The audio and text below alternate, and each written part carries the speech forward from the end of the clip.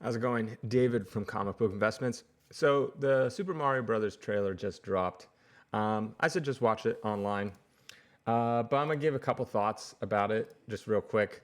I think the looks fantastic. Visuals look amazing. Jack Black as Bowser looks pretty cool. He's pretty menacing. It looks, heartwarming stuff. Pretty cool trailer for a first trailer. The only negative I would have to say is I like Chris Pratt, but I really don't like his voice as Mario. I'm used to, I don't remember his name, but the guy's been voicing Mario since like the beginning. I like his voice much better. So that's kind of what I think about the trailer. And but what does this mean for Mario Brothers number one? I'm sure that's what a lot of people are asking. Because I've been pretty bullish on this book.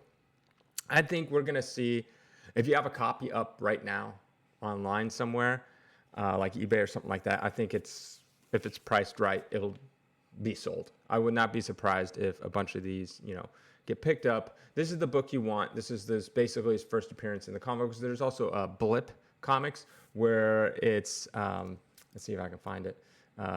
Blip comics one. Here we go. We got Blip's comics number one.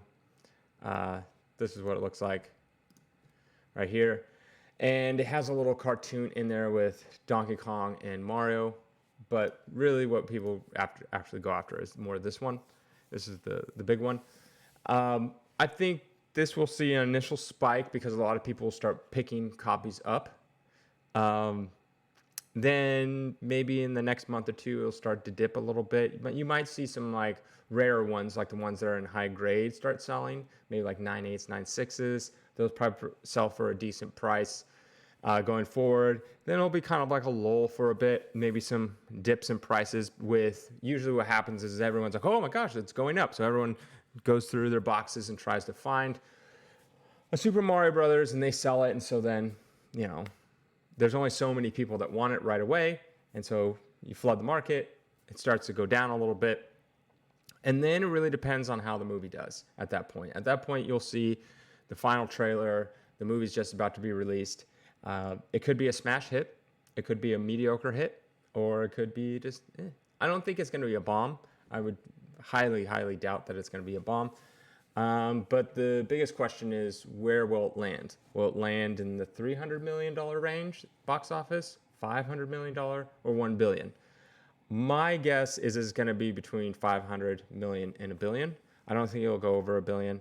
I could see it going over 500 though.